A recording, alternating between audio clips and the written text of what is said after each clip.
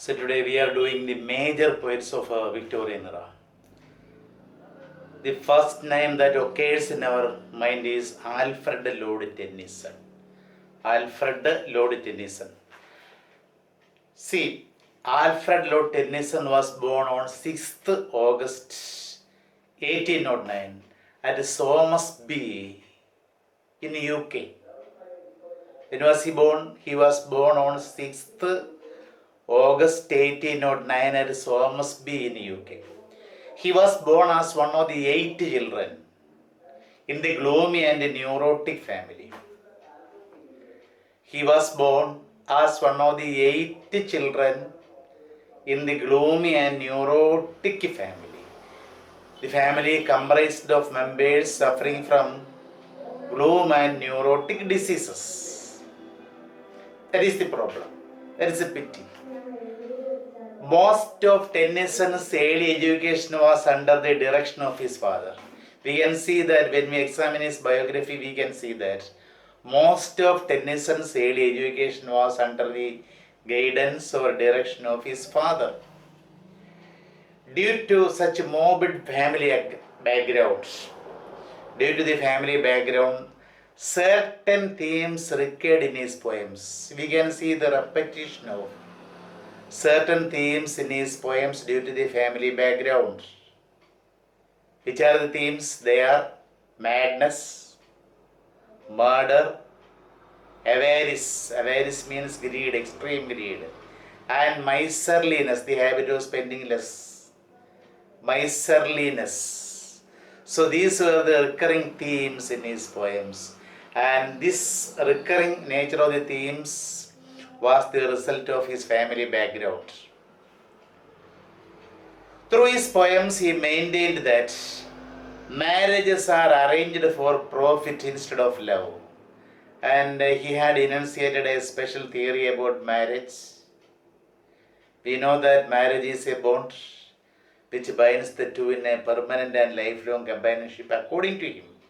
According to Alfred Tennyson, he believed that he showed through his poems that marriages are arranged for profit rather than for love or instead of love.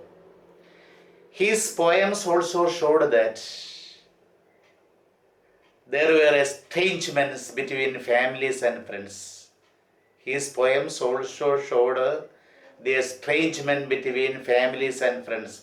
Estrangement means enmity, lack of love between families, between man and wife, between families, neighboring families, and between friends. So he had such a pessimistic outlook towards life. We can see that. His poems showed the estrangement or enmity or lack of love between families and friends. Anyhow, let us go through his biography. Tennyson, Alfred Lord Tennyson ended Trinity College, Cambridge in the year 1827. He ended the Trinity College under the Cambridge University in the year 1827. One of the two famous universities in England, Cambridge. He ended the college, Trinity College, under the Cambridge University in the year 1827. His first volume of poetry was Poems of Two Brothers. In the company of his brothers, he also joined in the composition of the poetry. And the first volume of poetry by Tennyson came out when he was a college student. It was Poems by Two Brothers. It was in collaboration with two of his brothers. He wrote Poems by Two Brothers, and this was out when he was a college student. And during his college life, he became a member of the club called Apostles. Apostles, A-P-O-S-T-L-E-S. Apostles was the name of the club in which he was a member. He became a member. During his college life, he became a member of the club called Apostles. It gave him, what was the benefit of joining in the club? It gave him much needed friends. He was almost isolated. His life was very much isolated, and through joining the club named Apostles, he got much needed friends and confidence. He was able to acquire confidence. And another important thing during his college life, that is, during his college education, another important turning point, he won the Chancellor's Gold Medal for the poem Timbuktu. Timbuktu. It's a place in Africa, Timbuktu. When he was just 19, when he was only 19 years of age, he won the Chancellor's Gold Medal for his poem Timbuktu. The poem Timbuktu was published in 1829. As I told you just now, he wrote the poem when he was only 19. He was just 19 years of age when he wrote and published the poem. See, it was actually the poem was a remaking or a reconstructing or remaking of his earlier poem, Armageddon. So Timbuktu was a poem which was a remake of his earlier poem named Armageddon, a poem written when he was just 15, which offers a vision of the distant human future. You know, Armageddon, the poem he wrote when he was 15, which later he revised into Timbuktu, it offers a vision. It gives us a vision of distant human future. Distant human future. Timbuktu is a legendary city in Africa. As I told you earlier, Timbuktu is a legendary city in Africa. At that time, when he wrote this poem, European colonization of Africa was beginning. During the time of the publication of Timbuktu, the European colonization of Africa was at the beginning. Tennyson, during his college life, during his college education, he formed a close friendship with Arthur Henry Hallam. He made a very deep, close friendship with Arthur Henry Hallam. Remember this name. Keep this name in your memory always because it is very important. Arthur Henry Hallam. Then his poems chiefly lyrical. The title of the collection of poems is Poems Chiefly Lyrical. It appeared in 1830. The first collection of poems, the poems chiefly lyrical, appeared in 1830.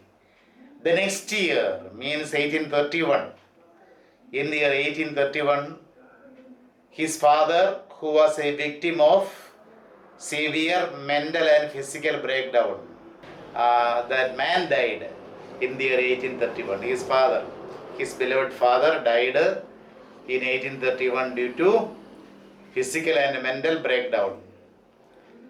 Thus, young, because of the loss of guidance, loss of direction from the side of his father, he had to leave the university without taking a degree. He left the university without taking a degree. See, last year when I taught you the poem LG written in a country churchyard, I told you that Thomas Gray also left the university without taking a degree.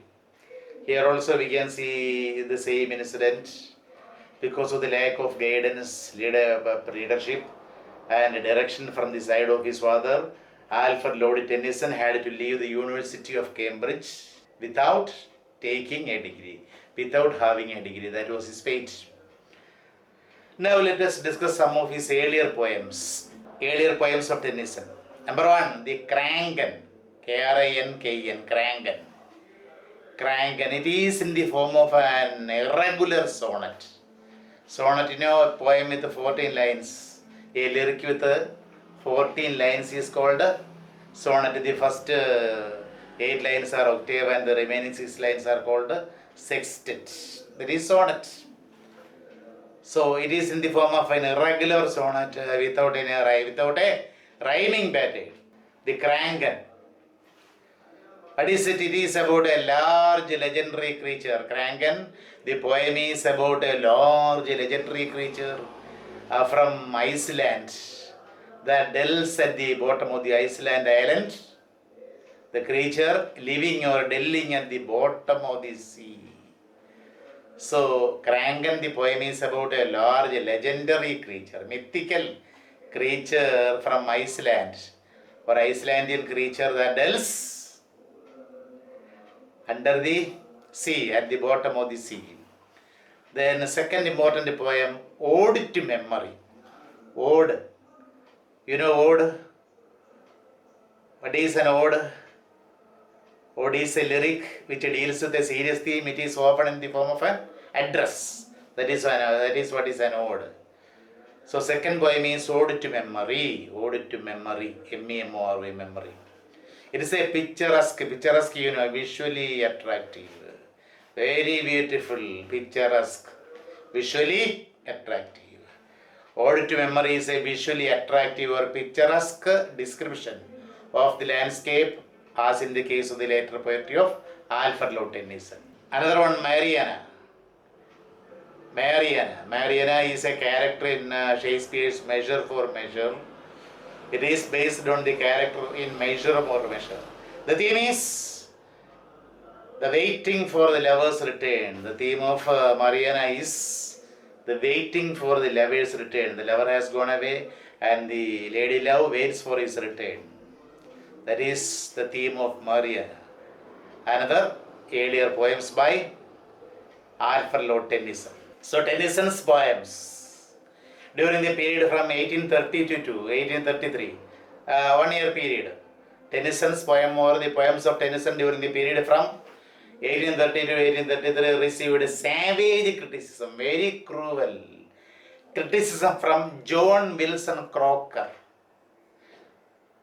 We see John Wilson Croker, the editor of the Quarterly Review, the magazine named Quarterly Review, and we know that it is the same person who attacked John Keats also, which aggravated his disease and caused his premature death.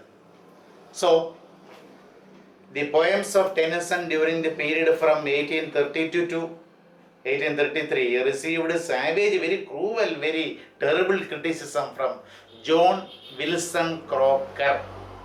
John Wilson, C-R-O-K-E-R, Croker of the Quarterly Review. Then it really affected Tennyson, and it was followed by 10 years silence. 10 years, Alfred Tennyson was almost silent. For the coming 10 years, he was almost silent because of the mental tension, mental depression, we can say. It was a period of neurotic refusal to publish his poems. He was in a state of neurotic refusal. He mentally had a state in which he refused to publish his poems. During that period, Tennyson's life lacked direction and was suffering from emotional instability. Only if we are emotionally stable, we can be active in life. If we are suffering from emotional instability, it will cause deep depression and it will prevent us from creativity. The same thing happened in the life of Alfred Lord Tennyson during the period from 1833 onwards. For a period of 10 years, for a decade, this happened. So it was followed by 10 years of silence, a period of neurotic refusal to publish, when Tennyson's life lacked direction and was suffering from emotional instability. And during this period, Arthur Henry Hallam, his closest friend, his soulmate, Arthur Henry Hallam, fell in love with Tennyson's sister Emily. Arthur Hallam, his closest friend, naturally fell in love with Tennyson's sister Emily. In the year 1830, Tennyson and his closest friend Hallam went to Pyrenees, the mountain ranges between the border of France and Spain. France-Spain border. Tennyson and his intimate friend Hallam went to Pyrenees, France-Spain border, with a plan to make money. Their plan was to make some money and to become rich, and thereby solving their problems. It was their internal desire. For that purpose, for achieving that ambition, for getting that ambition materialized, they went to Pyrenees, a border, mountain ranges between Spain and France. Some of the poems inspired Tennyson while in Pyrenees were some of the greatest poems inspired to Tennyson while he was in Pyrenees were number one, Enoni, O-E-N-O-N-E, O-E-N-O-N-E, Enoni. It is a dramatic monologue. We should remember that during the Victorian age, not only Robert Browning, Tennyson also wrote dramatic monologues. You know dramatic monologue? What is dramatic monologue? The poet chooses. In a dramatic monologue, there is only one speaker. The poet chooses a dramatic moment in the life of the speaker. And through that dramatic moment, the whole personality of the speaker is revealed in a flash. In a dramatic monologue, there is only one speaker, and the poet chooses or selects a dramatic moment in the life of the speaker, and through that moment, the whole personality of the speaker is revealed in a flash. Even though there is only one speaker, we can feel the presence of others throughout the poem. That is the speciality of dramatic monologue. It was Browning who perfected dramatic monologue during this age, but Alfred Lord Tennyson also wrote dramatic monologues. So Enoni, which the poem which was inspired to him while he was in Pyrenees, is a dramatic monologue. It describes the Greek mythological character Enoni. The central character, the protagonist of this poem is the Greek mythical character Enoni, and her witnessing the events in the life of her lover Paris, as he is involved in the Trojan War. You know the incidents. The young, handsome youth, Paris fell in love with Helen, the wife of the old man Menelaus, and Paris eloped with her. And this caused the Trojan War, which lasted for 10 years. And you know, Paris had a lady love. What is her name? Her name is Enoni. And she was very much depressed because of the strange activities of Paris. That is the theme of the poem Enoni. It describes the mythical or mythological character Enoni and her watching the events in the life of her lover Paris, as he is involved in the Trojan War, which lasted for 10 years. So another poem, Lotus Eaters. Not our lotus, it is L-O-T-O-S. Lotus Eaters. It's a dramatic, it is also another dramatic monologue on Ulysses' adventure.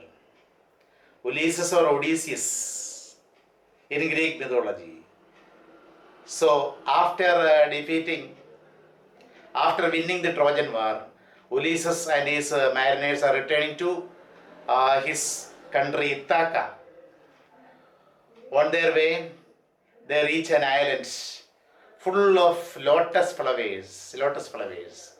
So Lotus Eaters, it is a dramatic monologue on Ulysses' adventures. He describes, Alfred Tennyson describes Ulysses' mariners, Ulysses' sailors of Ulysses, who upon eating the lotus fruit are put to a lethargic state, lethargic or lazy state. They were put into a state of laziness or indolence. Ulysses' mariners or sailors were put into a lethargic state or indolent state and isolated from the outer world. They were in a sleepy mood, they were dreamy men, and they were quite isolated from the outer world. And they were extremely happy because of the intoxication of the lotus fruit. And the theme of the poem is that, the poem argues the death is the completion of life. There is a companion poem to Lotus Eaters. The main character of the poem is also Ulysses. That poem is entitled Ulysses itself. Ulysses poem extols or praises activity, whereas Lotus Eaters praises indolence or laziness or dreamy nature or sleepiness. That is speciality between both of the poems. So, the poem Lotus Eaters argues that death is a completion of life. Then during this period, Tennyson had to face many adversities in his life. There were so many unfavorable occurrences, unfavorable incidents in his life. He had to face all these. Tennyson had to face many adversities, many unfavorable situations in his life. Number one, as I told you earlier, his poetry met with stiff adverse criticism. His poetry met with adverse criticism. John Wilson Crocker, the editor of the Quarterly Review, John Wilson Crocker of the Quarterly Review, accused Tennyson's poetry of the lack of masculinity. He accused that Tennyson's poems really lacked, really wanted masculinity. Meanwhile, Arthur Hallam, his closest or most intimate friend, died in Vienna in Austria, of a congenital brain disease, a hereditary genetical brain disease, that is congenital brain disease. So his closest friend Arthur Hallam died in Vienna, Austria, in the year 1838. It was a great shock to him because he was everything for Tennyson. And by the way, I should say that the longest poem, the great poem In Memoriam, was inspired to him by the death of his closest friend Arthur Henry Hallam. Yes, when his closest friend died in 1838, at which place? At Vienna in Austria. At the age of 22, his friend was just 22 at the time of his death. So it was a great shock to Tennyson. And also his family, Tennyson's family, came under the grip of poverty, madness. Some of the members were suffering from madness, epilepsy. So these were the crucial diseases from which the members of his family were suffering from. His family came under the grip of poverty, madness, epilepsy. Later his family moved to Epping, a town in England, Epping, Epping, Epping. Later, because of the hardships, the family decided to move to Epping, a town in England. Then we can see his greatest short poems. Which are the greatest short poems by Tennyson? Number one is Ulysses. Ulysses. It's a poem which extols activity. Ulysses is a poem which extols, praises activity. And the last line of the poem has almost become the motto of the Victorian age. The last line is strive, to seek, to find, and not to yield. To strive, to seek, to find, and not to yield. So this line has become almost the motto of the Victorian age. It was published in 1842. Then another important poem, Mort d'Author. It was also an important poem. Tithonus, another important poem. Tiresias is another poem, another important poem by Tennyson. Tiresias. Then break. So these are some of the short poems by Tennyson. Ulysses, published in 1842. Mort d'Author, Tithonus, Tiresias. Then break. The year in 1842 was an important year in the life of Alfred Lord Tennyson. Because, which are the most important poems of 1842? The first volume comprised the first volume of poems published during 1842 comprised the poems like The Lady of Shalott. The Lady of Shalott is a mysterious lady living in a castle because of a curse which had befallen on her. And the Lady of Shalott, who had a tragic death. And the Lotus Eaters, which is a revised poem, Lotus Eaters. And second volume contained during 1842, the second volume of poems also got published, and the second volume contained new poems like Locksley Hall, Locksley Hall is a poem which contains some of the autobiographical elements of Tennyson. Locksley Hall, Ulysses, the Princess a Medley. That is Tennyson's first attempt at a narrative poem. It is Tennyson's first attempt at a narrative poem. The theme of the Princess a Medley is educating women and the establishment of female colleges or women's colleges. The theme of the Princess a Medley, which was published in 1847, I think, 1847. The theme is educating women and the establishment of women's colleges or feminine colleges or female colleges. Then the year 1850. 1850 is a very important year in the life of Tennyson, because in this year, in 1850, he published In Memoriam an elegy written on the death of his intimate or closest friend, Arthur Henry Hallam. It is an obituary, a tribute to Arthur Hallam. An elegy written on the death of his closest friend, Arthur Hallam, is In Memoriam. Then in the same year, 1850, he succeeded William Wordsworth as poet laureate, the poet of England. He succeeded William Wordsworth. After William Wordsworth, he became the poet laureate of England in the year 1850. And also another important event in his life, he married Emily Selwood. In 1850, Arthur Lord Tennyson married Emily Selwood. Then in 1853, Tennyson and his family with his wife moved to Farnford on the Isle of Wight.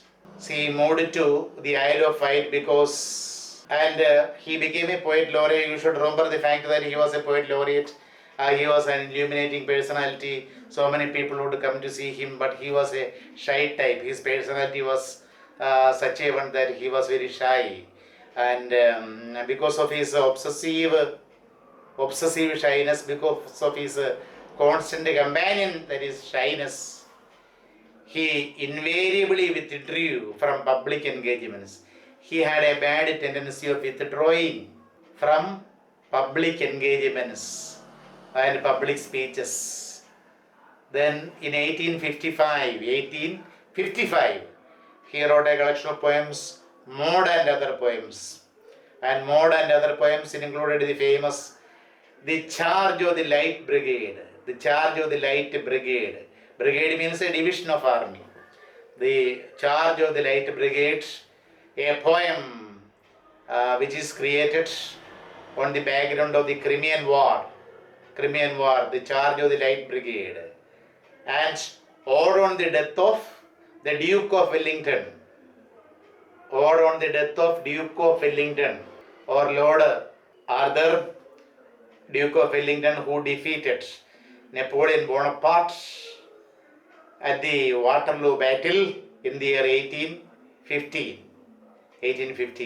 On Duke of Wellington, on Sir Arthur Wellesley, he wrote a poem named Ode on the Death of the Duke of Wellington, who defeated Napoleon Bonaparte, the French king, in the year 1815. In which battle? In the Battle of Waterloo, where Napoleon was totally defeated at the hands of Duke of Wellington. On his memory, he wrote a poem, Ode on the Death of the Duke of Wellington. Then Tennyson also wrote imperialistic verses. To his credit, there are imperialistic verses which is about colonization. One is the defense of Lucknow, Indian city Lucknow, and Havelock, November 25th, 1857. So these two poems are written on the backdrop of our Sepoy Mutiny, or the first war of independence, the first war of Indian independence, something we had already studied. On the backdrop of the first war of Indian independence, Tennyson wrote two imperialistic verses, The Defense of Lucknow and Havelock, November 25th, 1857. Then Tennyson is also very famous for his Arthurian poems, or poems connected with King Arthur. They are the Idylls of the King, which was published between the years 1859 and 1885, 1859 and 1885. Then the Holy Grail and other poems. Holy Grail, you remember, it is a cup from which Jesus Christ had his wine during the Last Supper. During his Last Supper, Holy Grail, Holy Grail. It is a great image in T.S. Eliot's Wasteland, the Holy Grail. The Holy Grail and other poems. Between Holy Grail and other poems were published between 1869 and 1870.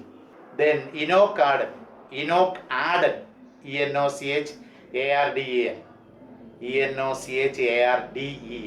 Arden, which was published in the year 1864. And he also had written a poetic drama. To his credit, there had been a poetic drama with the name Queen Mary,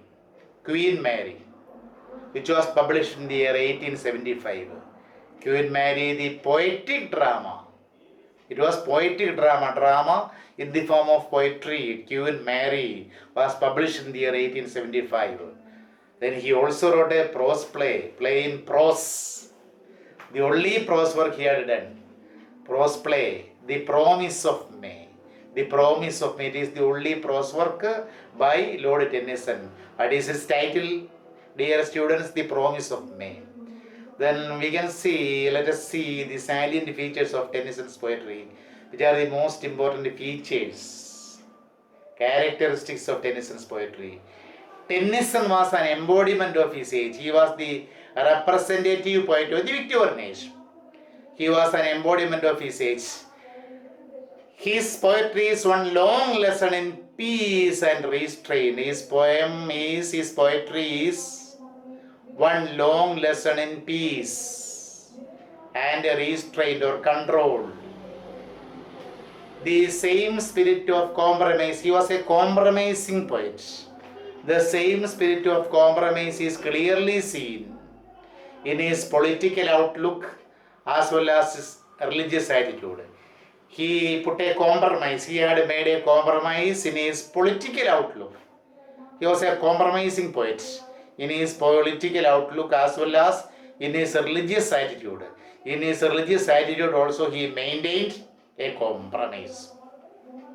He had maintained a compromise not only in his political outlook but also in his religious attitude.